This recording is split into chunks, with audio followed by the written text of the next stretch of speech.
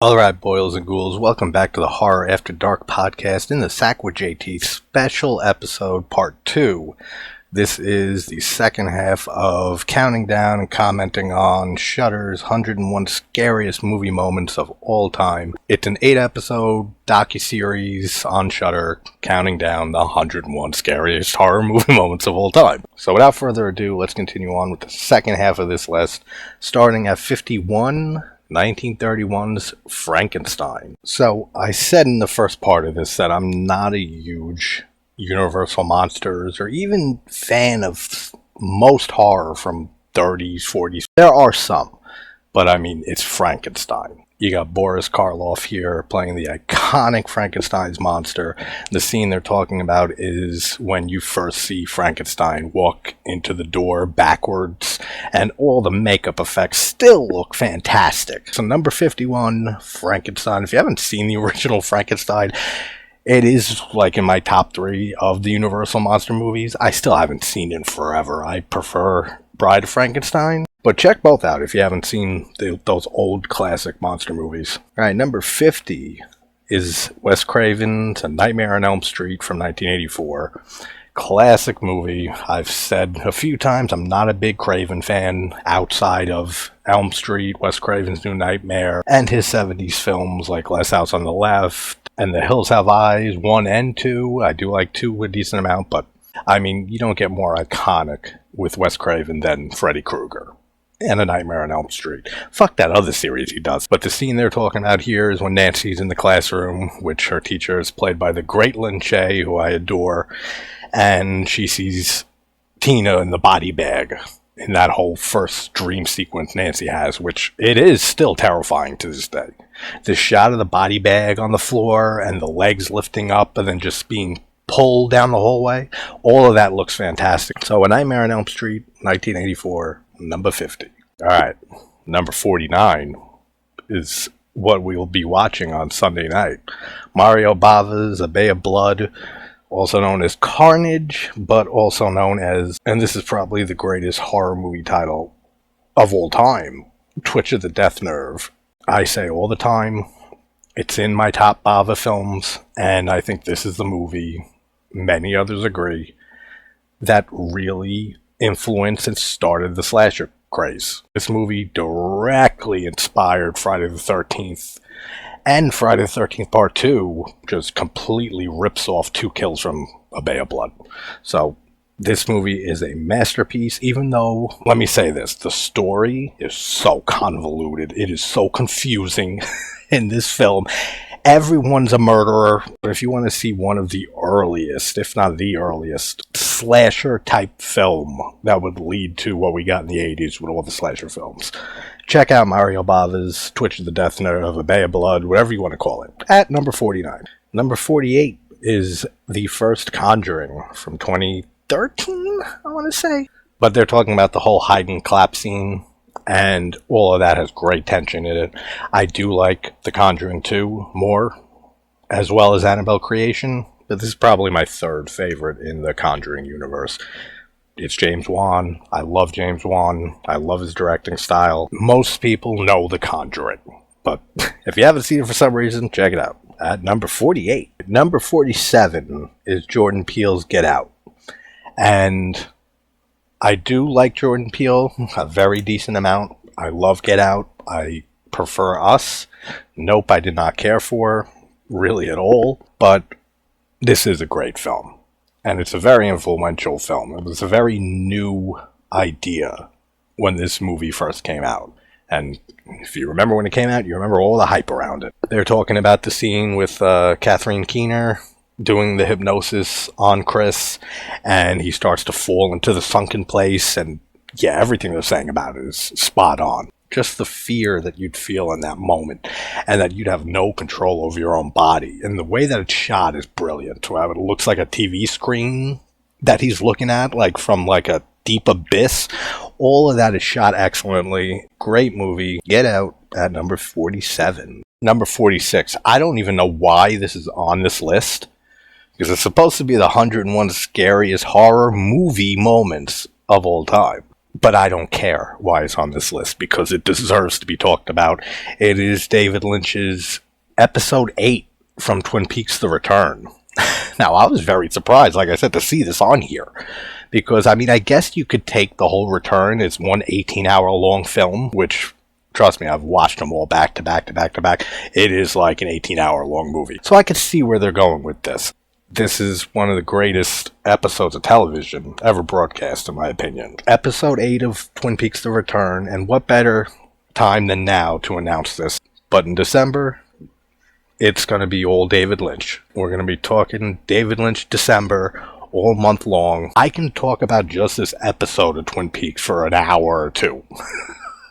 So we're going to skip most of this. But this whole episode is such a trip, man. Visually stunning. The sound design, like always with Lynch, is brilliant. And they don't really focus on a certain scene here. They kind of just go through most of it. But we have the woodsman with smoking the cigarette, got a light with this crazy deep raspy voice. And he goes into the radio station. He just squeezes and pops the guy's head. And then he gets on the radio and he starts saying that amazing chant over and over again. All of this episode is just Lynch to his Lynchiest. Like 100%. And we even have Joe Dante here talking about this episode.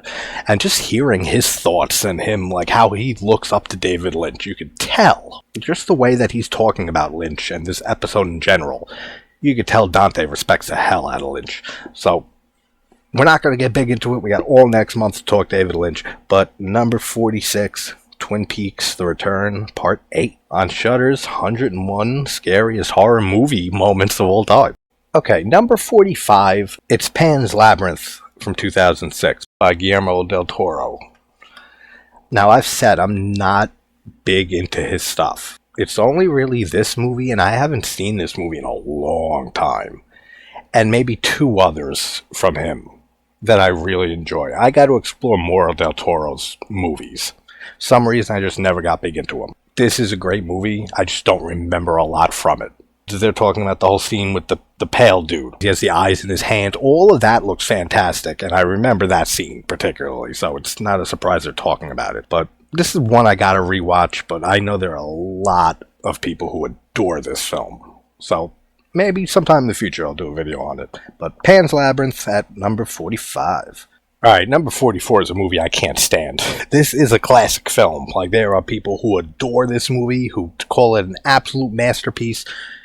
Roman Polanski's Rosemary's Baby. I have never been a fan of this movie. I have tried.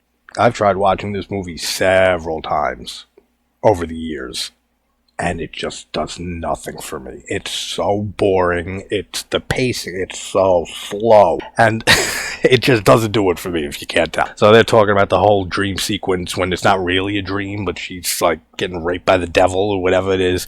And then her husband, who's in on it, says that he was just trying to get some action and has basically raped his wife. It's such a crazy movie, but it does nothing for me. So I know there are a lot of people out there that love Rosemary's Baby. I will never dispute that it is a classic in the horror genre. It's just not for me. So that's number 44, Rosemary's Baby. P.S. Since Mia Farrow's in this movie, if this movie's never worked for you, like for me, watch The Haunting of Julia from 1977, or Full Circle is the UK name. Also has Mia Farrow. It's in my 20 films of all time. And I just recently saw it last year, or the beginning of this year, something like that. Instantly became a masterpiece. The score is one of the greatest scores in a horror movie, or in a film, like ever. So, if this movie, Rosemary's Baby, doesn't do it for you, go check out The Haunting of Julia from 77. That's my PS. Before we continue this list, I thought of something when they were showing the clips of Rosemary's Baby, and I thought of All Hallows Eve by Damien Leone, who created Art the Clown and Terrifier. In All Hallows Eve, there's a segment that's very reminiscent of the scene they're talking about in Rosemary's Baby. The devil's like raping some girl during a ritual, and that started out as one of Damien Leone's shorts. I think it was The Ninth Circle, it's called.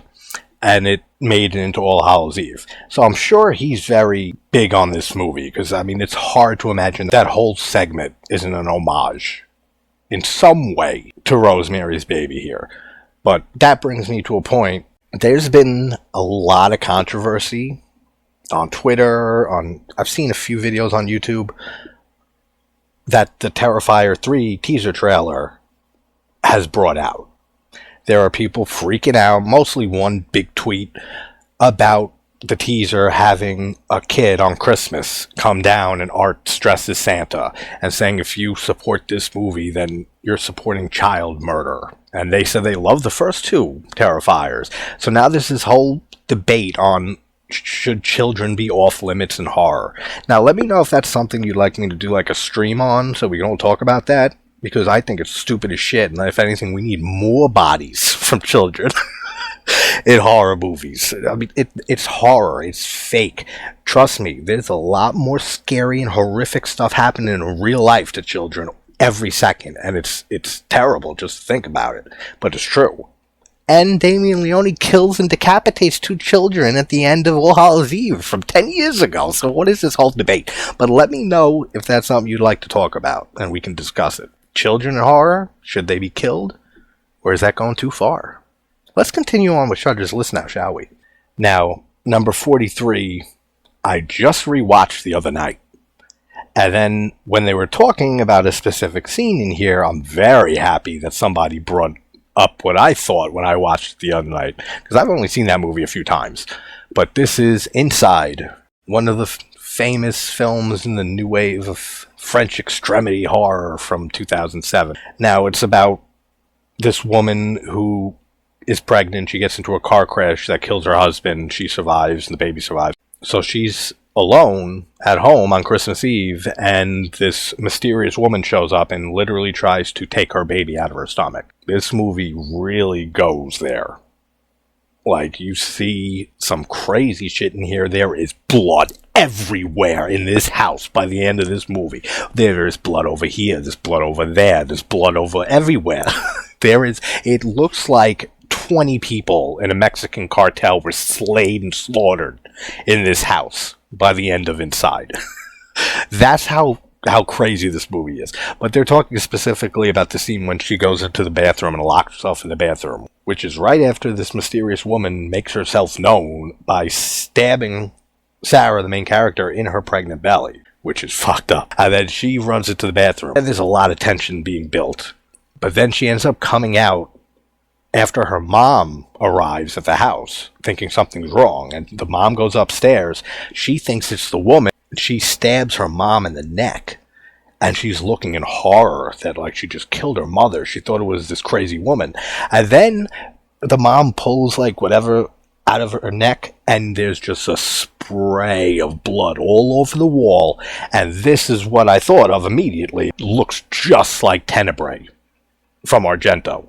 The ending of Tenebrae. If you've seen it, you know what I'm talking about, with the blood spray. I won't spoil the ending for people who haven't seen it. If you haven't seen Tenebrae by Dario Argento, what the hell you listening to this for? Go watch that. But I thought that immediately. And I remember thinking this before, but this time I really just saw it and said, that is so Argento. That's so Tenebrae. And somebody talking about the scene here brings that up. And then they show the ending of Tenebrae real quick. So real cool to hear somebody else see that same thing I did. But this is a great, crazy fucking movie. So if you haven't seen Inside, it is on Tubi. Watch the original. Don't watch the remake. The same thing with Martyrs. If you haven't seen Martyrs, I just did a video on that recently. Go watch the original. Please not the American remake. But that's number 43, Inside, from 2007. Alright, number 42, I don't really consider a horror film. I mean, I get where they're coming from, and there is horrific stuff in here, but it's Seven from David Fincher from 95. I mean, this is a masterpiece of a film. This is such a good movie. But I don't see it as a horror film. But Fincher's a director. I don't think... Yeah, I've never covered anything by him on the channel. He's somebody I want to jump into soon, because Fincher has made some amazing movies, and this is one of them. But the scene that they're talking about is great, with Sloth, when they come to the guy's apartment, and they see the air fresheners hanging in the room, and then they pull the sheets off the guy, and he's been like skinned alive, and they think he's dead. Then the detective leans in, and he wakes up. Like, that's a great jump scare, actually. Now that I saw it, like for the first time in a long while, and I think about it, very good jump scare. But yeah, this is just a classic. So 7 at number 42. Alright, number 41. I'm forgetting this list, like, from when I first saw this as I'm going. But here's another David Fincher film that's fantastic. That they put both Fincher films right beside each other here. Is Zodiac. Great movie. And what's up, buddy? This is such another classic. This is a very hard film to watch. And they touch on that a decent amount here, because they talk about the scene with the couple getting murdered in the park. And just how brutal it's shot, and how just unsettling it is, because you know this is based on true events. This really happened to these poor people in the park here, this couple. And just having to see them murdered the way that they are. It's really effective at just fucking with your mind completely. This is such a great movie. It's great to see two Fincher films back to back here. But yeah, number 41, Zodiac. Here's a PS on Zodiac that they just talked about. Tom Savini is talking, and even he had to shut the movie off during that scene in the park with the couple getting killed. This is Tom Savini. He's, first of all, he was a photographer in war, so he saw actual shit all the time. And then went on to make some of the greatest disgusting effects in horror. And that's how effective that scene is, and the way it's directed and shot, that even Tom Savini was severely affected by it and had to turn the movie off. That's wild. So, figured I mentioned it. Number 40 is a favorite among many people. Just not for me. Like, they're good movies. Like this and its sequel. 28 Days Later, from Danny Boyle from 2002. Yeah, I just never cared for these films much. This and the sequel. I do think this is a good film. I don't remember the last time I watched it. But I do agree with one of the people here talking, saying that the way that this movie looks, that she's never seen a movie look like this one does, I can agree. Like, this movie does have a very distinct look to it. Like, the way it's shot, the cinematography, like, it looks like a documentary almost, but, like, it's not. All of that is I agree with. I don't know, I've just always preferred slower moving zombies to the fast moving ones. There's some exceptions, like Train to Busan is fantastic. But yeah, 28 Days and Weeks Later have both just never hit me the way that they hit a lot of other people. And I know these are beloved movies. So if you haven't seen it, definitely check it out. 28 Days Later at number 40. Oh, so the scene they were talking about, like I said in the first part of this countdown, sometimes they talk about a specific moment and scene in the film, and then other times they just talk about like multiple different things throughout the movie. So most of them are like a specific scene, but some of them they go off on tangents and stuff, which we all do. So, but the scene they're talking about is with Frank, the father that has the kid, the daughter, and the blood falls into his eye, and then he gets infected, and he turns, and they have to kill him. It's a good scene. Like I said, I gotta rewatch these movies. I haven't seen them in forever. But yeah, 28 Days Later at number 40. Number 39 is a movie I haven't seen since it released. Is 30 Days of Night from David Slade from 2007. I barely remember this movie. It's a little familiar as I'm watching some clips from it, but I don't want to ruin it because, like I said, I don't remember it at all. So I kind of want to rewatch this sometime soon, but let me know how you feel about this movie if you've seen it and you know it well, because this is one I definitely have to rewatch and I don't want to ruin it. But number 39, 30 Days of Night from 2007. So number 38 is Silence of the Lambs, which is a classic. This is another movie I don't consider a horror film. It's a thriller with some horrific stuff in it, for sure. Jodie Foster is phenomenal.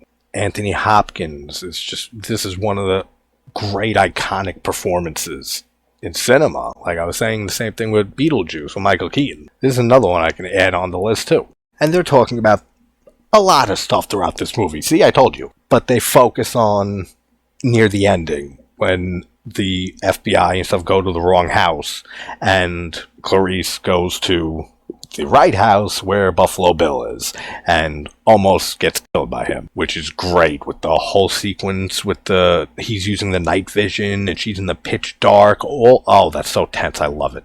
But I will say this, there's no way, the way that they film it and shit like that both Clarice and the FBI dude rang both those doorbells at the same exact time. But number 38, Silence of the Lambs. Oh, so good. I gotta do a video on that soon. Alright, number 37 is just another absolute masterpiece. Dario Argento's Suspiria from 1977. I mean, what more can you say on this movie? I said like an hour plus, so you can check my video on Suspiria out.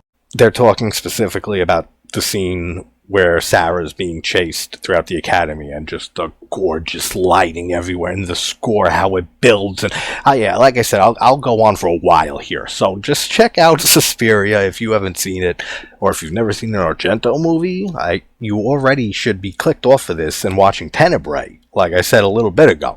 But if you're still here, go watch Suspiria now, please. At number 37. Alright, number 36. Alright, listen. If you've seen my video on this movie, you'll know that I respect the hell out of it for what it did for horror, and a lot of other aspects of this movie. The Blair Witch Project from 1999. I am not a fan of this movie, but I'm not a fan of watching it. I think there's a lot of great stuff in this movie. And some Book of Shadows, Blair Witch 2, that's in my top 40 movies of all time. Like, it really is. Despite its flaws, like, I've seen fan edits that cut out all the studio stuff. I've seen that movie so many times. It's a guilty pleasure movie of mine. So all the stuff from the original here, with the lore, with Rustin Parr, Ellie Kedward, and Coffin Rock, and all the interviews in the beginning, I think all that's fantastic. I think the acting is fantastic. I'll always defend that. And I know a lot of people that will argue that and say that the acting's not great. No, with the way that they shot this too, the conditions that these actors and actors had to go through, that they were giving them less and less food every day. They were scaring them in the middle of the night to keep them awake and like sleep deprived. Like, they went through a lot of shit filming this movie. The marketing campaign was brilliant. This movie is an elephant tranquilizer film form for me. I can't watch it. It's so boring. I don't get anything out of watching this movie. They're talking about the ending. Okay, they go in, they see the corner guy, and he falls, and she's dead. It does nothing for me. Blair Witch Project at number 36. You gotta be fucking kidding me, man. Alright, number 35 is another movie and series I don't give a shit about. Paranormal Activity. I don't like this franchise. This is worse than the Blair Witch Project. Like, if that's an elephant tranquilizer of a film for me, the Paranormal Activity movies, that's like a coma in film form. Nothing happens in these films. Like, I'm sorry. All you see is drawers and shit move around and stuff until an ending where some dumb shit happens. That's the only way I could really explain it, of how I see these movies. I don't like a single one in the franchise, and I blame this franchise more for the huge amount of terrible found footage movies that we got from like the 2010s going forward. Like, I think Paranormal Activity had more to do with the blow up than Blair Witch Project did 10 years before. But, oh, what a bad series. If you like it, that's great. Like, I'm glad it works for you. It does not for me. But if you haven't seen it, congratulations. Paranormal Activity at number 35. Alright, number 34 is great. Thankfully. The Sixth Sense from M. Night Shyamalan. And the scene they're talking specifically is a scene that really creeped me out when this movie came out as a kid. The tent scene, which is iconic at this point. If you've seen this movie, you know exactly what I'm talking about. With the girl, after the tent's being opened from the outside, and then Haley Joel Osment's looking around. You're thinking something's going to come in through the top of the tent, and then it pans down, and you just see that girl fucking puke foaming at the mouth. That's terrifying. Like, that just brought back some childhood fear. This is absolutely M. Night Shyamalan's masterpiece. I say it all the time.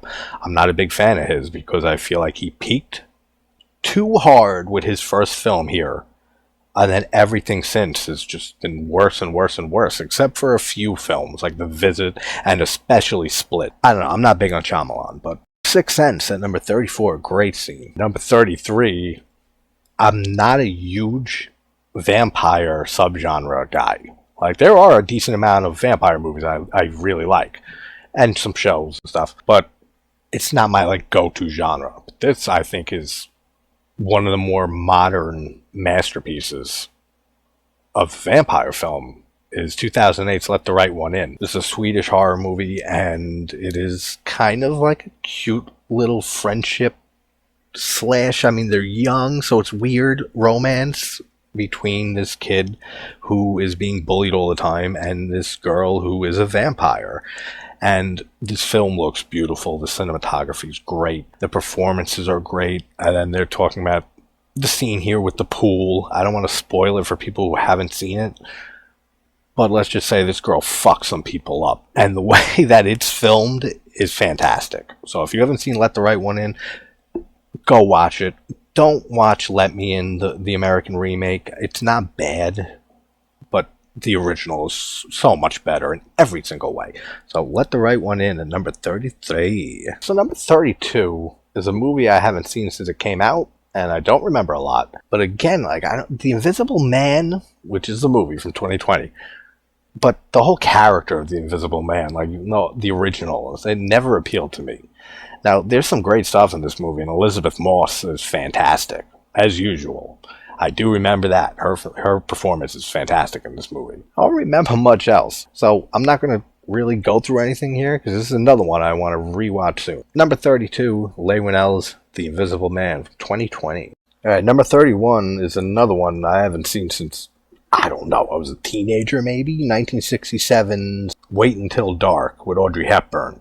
I don't remember a goddamn thing from this movie. I don't remember enjoying it, but let me know how you feel about it if you've seen it. I mean, it's Audrey Hepburn, so I'm sure the performance is great, but I don't remember anything from this movie, even seeing, like, scenes play out in front of me. So, number 31, Wait Until Dark, on Shudder's 101 Scariest Horror Movie Moments of All Time. Number 30 is a pretty damn good movie that I gotta rewatch because I only saw it once, but it's Don't Breathe from 2016 by Fede Alvarez, who also did Evil Dead 2013. This movie I do remember more of than films that I haven't seen in a while. There's an infamous scene in here, and that's exactly what they're talking about. It is fucking disgusting. I don't want to ruin it, but let's just say it involves a turkey baster and semen. That's a good compromise, right? Check out Don't Breathe. It should be on Netflix. I think that they usually have it. If not, check somewhere else. But it's a disturbing movie, I'll say that. But very, very good. I gotta rewatch it. Number 30, Don't Breathe from 2016. Alright, number 29 is Eli Roth's Hostel.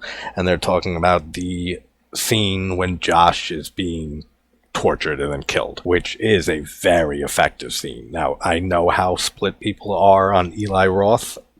I really, really like most of his stuff, which I cannot wait for tomorrow for Thanksgiving. I've been waiting fucking forever. 16 years since Grindhouse came out, and I saw that in theaters in college. I know some people don't like his stuff at all, and they find his humor very strange. It all works for me, for the most part. But this movie, I think, is his best film, the original Hostel. And Josh's scene is really hard to watch at times. Like when he gets drilled in the leg with the power drill, and then when he cuts his Achilles tendon, and it splits, that split-second shot of it coming apart. That is so hard to see. Great movie. I gotta cover the Hostel film sometime soon. But number 29, yeah, the whole scene with Josh from Hostel. Alright, number 28 is a movie I adore. And just hearing Mike Flanagan say that Lake Mungo is one of the greatest horror movies ever made, period, that's his exact quote here. I don't think it's one of the greatest ever made, but just to hear Mike Flanagan have so much love for this movie, oh, that's so nice to hear. Lake Mungo. If you're not a found footage fan, and it's not really found footage, it's more of like a fake documentary But, I mean, this feels so realistic, this movie. Like, it feels like a real tense, spooky-ass documentary that you're watching about this girl Alice who drowns and dies, and her family dealing with the guilt, and then paranormal stuff starts happening. But then it kind of changes to that it might be a hoax, so then it goes back to the paranormal, and then you just get a creepy-ass scene. I agree with it. Flanagan's talking for like 5.5 minutes about this movie. It's all Mike Flanagan, which is so nice. And he's describing the scene, like when we finally see the cell phone footage of Alice at Lake Mungo and what she sees. I'm not going to spoil it, but it is disturbing, man. It is so creepy. Now, this movie is slow. I'll give it that. But for me, it's slow in the best way possible, with the way that it builds. But I know a decent amount of people, this has been getting more and more love with each year that passes, I feel like. But I do know people who find this movie very boring, and they don't like it one bit. So, I don't know what to say to those people. I love this movie. So, if you haven't seen Lake Mungo, check it out, because it sticks with you. Some of the stuff in this film. So that's number 28. And yeah, Flanagan goes on to even say that when he first saw that scene, he physically jumped off the couch. And he thinks it's one of the scariest scenes in a horror movie. And that this is the first movie he recommends to people when asking for horror movie recommendations. So this is how high he puts it. Then says that it directly inspired him on his Netflix series, The Haunting of Hill House, which becomes number 27, The Haunting of Hill House from Mike Flanagan, 2018. Now, I was just talking about this with Carrie the other night. I'm a huge Flanagan fan. Early Flanagan, Absentia, and especially Oculus.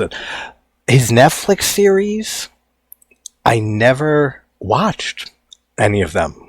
I've tried to start The Haunting of Hill House maybe twice since it came out, but I gotta catch up on all of Flanagan's Netflix TV shows. I don't have a lot of time to binge shows. Yeah, never got around to it, but it's Flanagan. I'm sure it's amazing, and I've heard nothing but praise over it. Number 27, The Haunting of Hill House. Number 26 is It, Chapter 1, and they're talking about the opening scene with Pennywise in the sewer when Georgie goes out and gets his arm ripped off by him, which he really went there. I forget how to say his name. Muschietti, the director.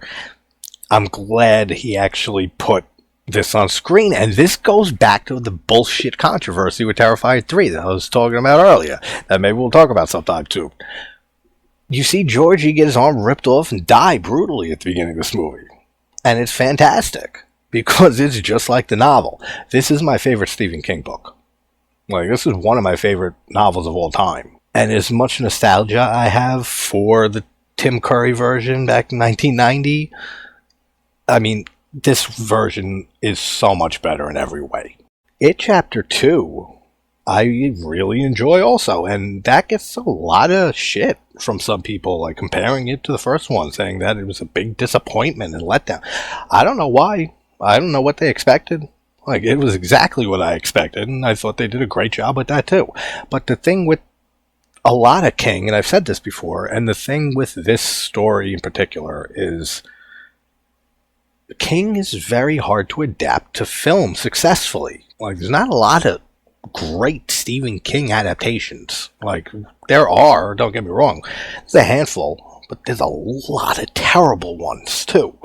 A much more terrible to good ratio of film adaptations of Stephen King stories. But it is, like I said, my favorite King novel, one of my favorite novels ever, and I think this is probably the best adaptations we're going to get of them. So, It Chapter 1 at number 26. Number 25 is a movie I haven't seen in a long while either, but it's a great one. I Saw the Devil from 2010. Now, this is a revenge film that is very brutal and gory and graphic, and man, seeing some of these clips, now it's starting to come back more to me. And it's fantastic looking, the gore in this, and just the brutality of everything. But then they talk about the opening scene, which is a great scene.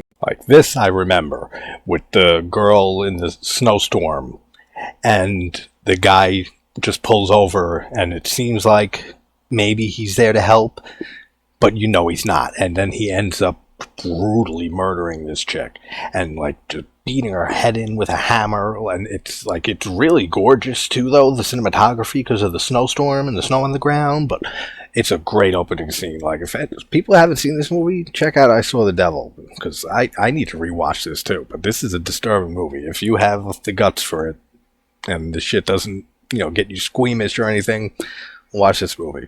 At number 25. All right, number 24 is a film, again, that people love to death, that I'm not a huge fan of. Hellraiser by Clive Barker.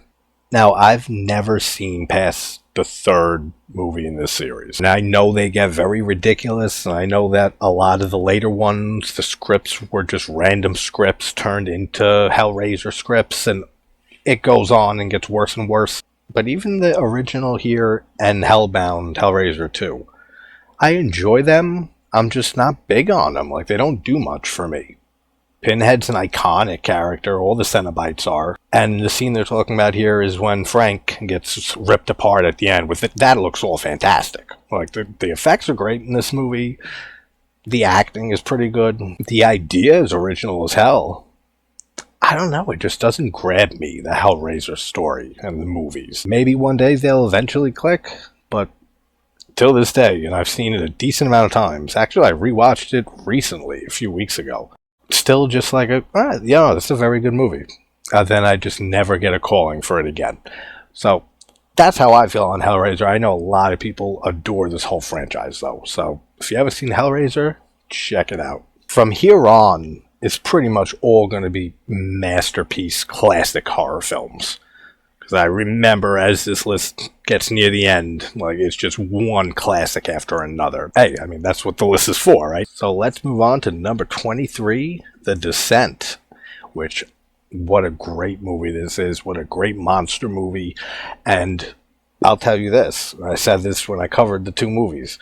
The sequel's not bad. The whole idea of getting her down there where she has amnesia and shit, like, it's ridiculously stupid, but it's all right though.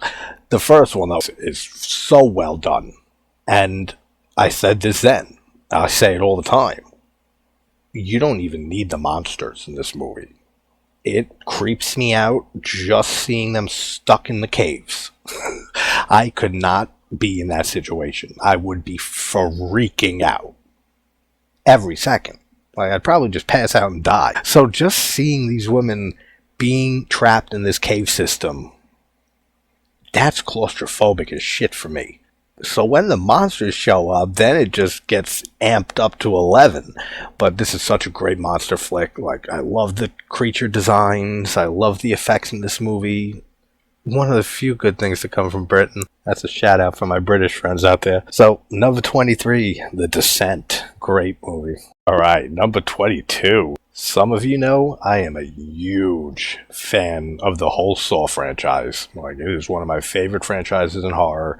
And I agree with this placement and everything for this movie moment. Saw from 2004 by James Wan. And they're talking about the movie, but specifically about the ending reveal when John Kramer gets off the floor and he's revealed to be alive the whole time. I haven't talked a lot about, like, how I feel about, like, where these movies are ranked, like, in the scenes that they're talking about, because I don't really care. Like, all these lists are subjective anyway, but I agree with this. This definitely deserves being number 22 on the, I wouldn't say scariest, but, like, the best horror movie moments. Everyone was shocked at the end of this movie when John got up at the end. I remember seeing it in theaters like it was yesterday, and everyone was, like, gasping and like, oh shit. People were freaking out at the end of this movie, myself included. Like, no one saw it coming. And I think with the score, that brilliant score in all the Saw movies, it absolutely deserves its ranking here. So the ending of Saw at number 22. Alright, number 21, another masterpiece, another top film of mine. Scanners by David Cronenberg from 1981. And they are talking about, of course, the head explosion near the beginning of the movie with Michael Ironside, who just kills it in this fucking movie. He is so good. His performance is like up there with some of my favorite performances in a horror film. Even though this is more sci-fi, but whatever. It falls under the blanket. It's David Cronenberg. The head explosion is fantastic in this. Even though I do prefer the one in Maniac, when Tom Savini blows his own head off, that I think is my favorite head explosion. But this is number 2, right there under it. Like, The Prowler has a good one, but I'm not a big fan of that movie. Scanners, just the effects in this are fantastic. But what a memorable moment with the head explosion. If you haven't seen Scanners for some unknown reason, head over somewhere and find it and watch it immediately. So that's number 21. We're heading to the top 20 scariest horror movie moments of all time, according to Shudder. Okay, so kicking off the top 20 is an awesome film, and I just did a horror survival guide on it, which is basically me just saying don't do this or do that, or this makes no fucking sense. Wreck from 2007. This is an amazing found footage movie, Spanish film. If you haven't seen it, it's about like a group of people in an apartment complex that an infection starts taking over and turning them into kind of zombies. So I just call them zombies. And a young reporter is doing a story on firefighters in her town and goes on the call with them to this apartment building, and all hell breaks loose. And then specifically they talk about the ending sequences with the night vision, with the patient zero, who the design of that looks fantastic. It looks so creepy. If you haven't seen Wreck, go check it out. Believe it's on Tubi. But that's number 20. Number 19, the classic first adaptation of a Stephen King novel, as it was his first novel, Carrie, from Brian De Palma, 1976. This is another film that I consider one of the best film adaptations of a King story. We just lost the great Piper Laurie, who plays the mother in this. That is such a big loss for me, man. I was so upset to hear Piper Laurie passed, but her performance in this movie is fantastic. Sissy Spacek is fantastic in this movie. Who hasn't seen Carrie at this point? I'm not a huge fan of this movie, however. I will say that. It's not one I throw on often, but it's an absolute classic. And they're talking about the whole jump scare at the end, with Carrie's hand coming out of the grave and scaring the shit out of everybody, which directly influenced the jump scare at the end of Friday the 13th with Jason in the water grabbing Alice, which they talk about here to great extent. But great movie. So Carrie at number 19. Alright, number 18 is another masterpiece of a movie that I say all the time does not get the love that it deserves. It is talked about nowhere near the amount that it should be, compared to like The Exorcist and The Thing and Halloween and all the leviathans of horror. Is Richard Donner's The Omen from 1976. This is such a goddamn good movie. I love The Omen. I love the whole Omen trilogy. Omen 4 kind of sucks. But the first 3 Omens, what a trilogy of movies. But of course this original is, in my opinion, the best. And they show clips from the whole movie here. I mean, it's one of the best hanging scenes, which hangings, I've said, don't do much for me. But unless it's this movie or Suspiria or Mario Bava's Twitch of the Death Nerve, that have some real original hanging sequences. Besides that, they don't do much for me. But they're talking mostly about David Warner's decapitation with the painted glass, which is such a great effect. And we get to hear Greg Nicotero here talking about when he first saw it. He was just blown away, wanted to know how they did the effect, and he actually now owns the prop head of David Warner from The Omen. So, great stuff from Nicotero here, but what a classic, underrated movie. The Omen at number 18. Yeah, we're getting into just absolute masterpiece territory here. Number 17, George A. Romero's Night of the Living Dead from 1968. Now, this used to be my least favorite out of the original Dead trilogy from Romero. Like, it didn't click for me as highly, like, growing up, as it has now as an adult. Now I rank them, it's always been Day of the Dead, number 1. Dead and Night went up considerably, kind of like a fine wine. Like, as I got older, with age, I appreciate it more and more and more. It's an absolute masterpiece. Romero pretty much invented the modern zombie here, the zombie as we know it, with biting humans and turning them into zombies and feasting on human flesh. All of that was invented right here in this movie. And they're talking about the whole scene with the ghoul, because Romero called them ghouls in this movie, with the girl, the young girl who ends up killing her mother with the gardening trowel. What a disturbing scene, man. The way it's shot, it's shot so brilliantly, and it's very, very unsettling. Night of the Living Dead, 1968, at number 17. Number 16, another masterpiece, The Exorcist 3 from 1990, William Peter Blatty.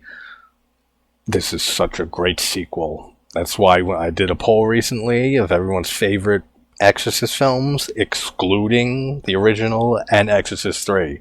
And surprisingly, Believer got the most votes. The Heretic was second place. There was hardly any love for Dominion in the beginning, even though they're pretty much like the same movie, but Dominion is done so much better. This movie is just fantastic. And they pretty much spend this whole time talking about this movie dissecting one of the greatest jump scares in horror, with the hallway scene in the hospital. I agree. It's one of the greatest jump scares in horror. The way that they go into it and start dissecting it, like second by second, all of this is fantastic. Like, if you love this movie, check out just at least this part of this documentary series of them talking about this particular scene from this film, because they say some great stuff here. But Exorcist 3, if you haven't seen it, go check it out immediately. This is another one. Just immediately stop this and go watch it. At number 16. Number 15, and I'm glad to actually see this here. Final Destination 2, the whole premonition on the highway, which is my favorite scene in the entire series. It is another series I adore. I love almost all of them. 4 is a pretty big drop in quality from the rest, but I love this whole franchise. And this scene, probably like with most other people who have seen this, terrified me of ever driving behind a logging truck again. I still to this day, if I'm on the road behind one of those things, I immediately pass it by. It is so scary just imagining what happens in this movie happening in real life to you. Like, this sticks with you, and this whole pileup is just fantastic. What a great movie, and what a great premonition sequence. Number 15, Final Destination 2, The Highway Premonition. Alright, number 14 is another classic film that I've never really loved. Hey, it still made my top whatever number 70s horror movie list, so I have some love for it. I just don't hold it up as legendary like some people do, and it's controversial, but it's Steven Spielberg's Jaws. Again, fantastic movie. Just, I don't remember the last time I watched Jaws or wanted to. 10 years ago? Maybe a decade ago was probably the last time I saw Jaws. I've just never been big on killer shark movies, even though that is like the killer shark movie. That whole subgenre of like creatures from beneath the ocean just don't do it for me. That whole subgenre, for the most part. There are a few, but of course this is a classic. I mean, everybody's performance in here. The score is absolutely iconic. The way that not being able to show the shark as much because it wasn't working benefited the film by not having you see it as much. And then they're talking about the whole opening scene with the girl swimming at night, and when she gets pulled under the water, which is a very suspenseful and awesome scene. Even though somebody does point out, and I'm glad they did, that sharks don't hunt that way or eat that way. So none of it really makes sense, but it's still fantastic. So Jaws at number 14.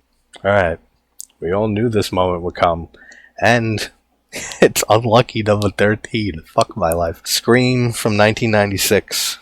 The intro with Drew Barrymore, which I can't disagree. Like, I can't. That's one of the few things that I do highly enjoy in the first original Scream. You guys know how I despise this series. So I just don't want to talk about it. But it is an iconic scene. I mean, Drew Barrymore purposely took the role thinking that that would be the most iconic scene in the movie. And she was absolutely right.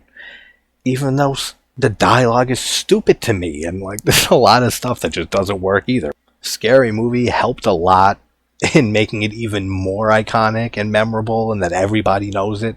But yeah, I don't think there's anyone on the planet who doesn't know at least the intro to Scream and is a horror watcher. I'll put it that way. So yes, iconic moment. Moving on from Scream at number 13.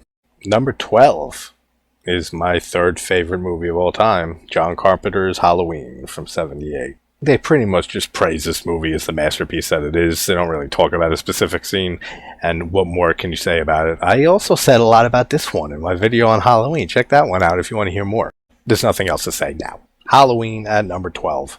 I was going to say check it out if you haven't seen it, but then I decided not to, because I thought, if you haven't seen Halloween, what the hell are you even doing watching this? And then I realized, let me just record that too. So number 11 is another iconic scene from what I consider more of a sci-fi movie, and I've said many times in the past, I'm not huge on sci-fi, so this is not a masterpiece film for me. This isn't one that I love to death, and it's Ridley Scott's Alien. There's nothing bad I can say about this movie. It's just another one that I recognize as the perfect film that it is, and that's it. I don't watch it often. But the whole chest bursting scene here, and that it was their actual reactions, they had no idea that that thing was going to burst out his chest, that's basically all they're discussing here, and why wouldn't you? It's one of the most iconic scenes in a movie. So, chest burster scene from Alien at number 11. So kicking off the top 10, Shudder's 101 scariest horror movie moments of all time. It's a lot of fucking words in that title, man. Is another top 40 movie for me. Is Hideo Nakata's Ringu from 1998, the original Ringu movie.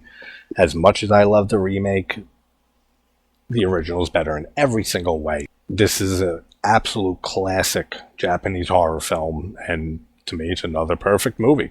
And they're talking about the scene in particular when Sadako comes out of the television, which, again, it looks good in the remake. It just looks so much creepier here. But if you've seen and love The Ring, and you never saw the original Ringu, again, please go watch it. At number 10, Ringu by Hideo Nakata.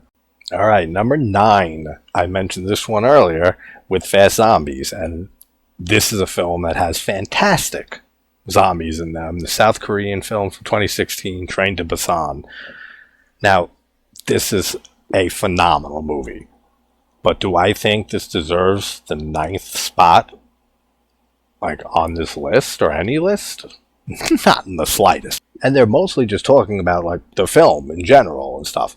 So, number 9, with the scariest horror movie moments of all time, the zombies in this film?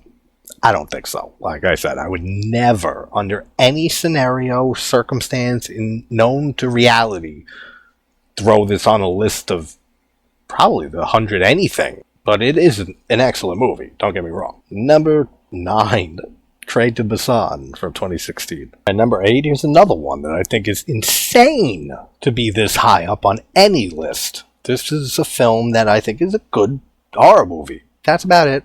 I know people love this movie. Sinister. I don't love this movie. It's a good movie. That's about it for me. There are some creepy stuff, and the scene they're talking in particular is probably the best scene in the movie. When he's watching the whole movies, and then you see that whole drawn-out sequence before the lawnmower goes over the person's head. Best scene in the movie. But this is not a favorite of mine. I don't think I've watched this movie in, again, maybe a decade. Maybe it's time for a rewatch, but I know people love this movie, so I could see it on this list. But number 8, that's insanity to me. So, number 8, Sinister. Number 7 is The Exorcist, William Peter Blatty, directed by the late William Friedkin, which is another fucking terrible loss we got recently.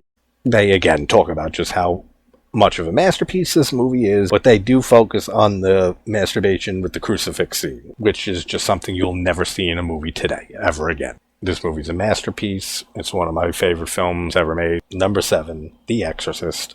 Number 6 is Stanley Kubrick's The Shining from 1980. This is another one that I think is a perfect movie, but I just don't watch often. I don't hold it as highly as other people do. Don't get me wrong, Nicholson's performance is unreal in this movie, but I do love the novel to death. And the way that Nicholson just looks like he's fucking nuts from the very beginning just takes something away from this movie for me. And that's not the only thing. There's a few other nitpicks I have in this movie, but pretty much it's a perfect film, or near perfect film for me.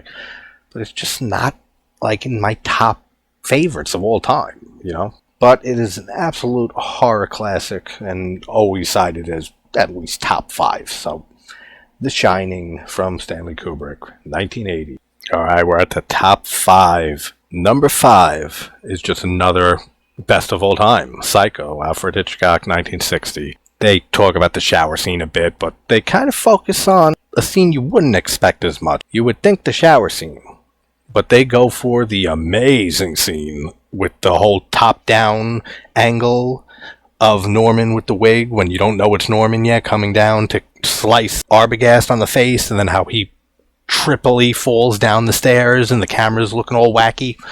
That's such a fantastic sequence. What a brilliant decision to shoot it from an above shot like that so that it doesn't reveal the killer, and they go pretty heavy into all of that. But it's Psycho. What more can you say? Number 4. And do I think this deserves to be this high up? No. But this is another masterpiece of a movie. And I don't know why I'm suddenly in, like, I guess because it's getting, to the top 20 or so, I start really paying more attention to the rankings. Audition from Takashi Miike. This is such a strange film. It's a very disturbing film. If you haven't seen Audition, absolutely check it out. It's about this man who loses his wife, and then he holds this fake audition saying that it's for acting part for all these women, and he's really auditioning them to date them and for his next wife. But she ends up being, deeply disturbed, to say the least. The first half of this movie feels like a romance film, like a romantic comedy almost. Then it just evolves into just this disturbing second act. And they pretty much just talk about the whole ending of this movie, the last 30 minutes or so, with the torture and the acupuncture needles and the ticky-ticky-ticky-ticky. All of that's fantastic. The piano wire sawing his leg off. Like, go watch it if you haven't seen it. But number 4, I don't think so. Audition, Takashi Miike from 99. Great movie. As much as this one at number 3 is also a film I consider a masterpiece, I have a huge issue with it being this high up on this list. Number 3, Hereditary from Ari Aster. Now, I said, I think this is a fucking phenomenal film. But number 3, this movie's always been very overrated. And I say that, again, as someone who adores this film. But it has been super hyped up and overrated and over-talked about ever since it first came out. And I know people who hate this movie. And they're talking about the whole scene with Charlie getting decapitated and Toni Collette in the corner of the frame near the ending, and what a great sequence that is when you don't even see her for the first few seconds until your eyes adjust. Like, all of that is so tense. I love this movie. Many don't. It's a very split film. But number 3, no fucking way. Alright, I settle with this for number 2. My favorite film of all time, John Carpenter's The Thing from 1982, and what I consider the greatest scene in a film. And that's exactly what they're talking about, the whole defibrillator scene, with Copper getting his arms ripped off by the chest of Norris, and then the fountain thing sprouting out of the chest, and the spider head. And yeah, go watch my 2 videos if you'd like on The Thing. It's my favorite movie ever. Number 2 on this list, I'll settle for that. Are you ready for the number 1 scariest horror movie moment of all time? Now, this is another masterpiece film. But again, I don't agree on number 1 for this. Especially, like, the scene that they're talking about. Again, they're talking multiple scenes here. But the 2 that they really talk about. But this is Tobe Hooper's The Texas Chainsaw Massacre from 1974. They're talking about when Leatherface is putting Pam on the meat hook. Which, iconic scene, all the implied violence, the visual imagery from Tobe Hooper, the way he shoots this whole movie is absolutely phenomenal. The other scene they focus in on is Sally at the end of the movie and just how hysterically crazy she is from all of this. And the whole dinner sequence, which is just another iconic scene too. So, number one though, I don't know. I wouldn't put it at number one. But I think it's deserving, whatever, for this list at this point. There are some weird picks throughout this whole list, but there's a lot of good ones. So this was fun counting this down, but number one is the Texas Chainsaw Massacre from 1974. So that is Shudder's 101 scariest horror movie moments of all time. Do you agree with this list? Do you think that some of these are fucking crazy to be as high as they are, or low as they are, or anything like that? Leave it in the comments. Alright guys, I hope everyone's having a good morning, afternoon, or night. I'll talk to you soon. Take care everybody.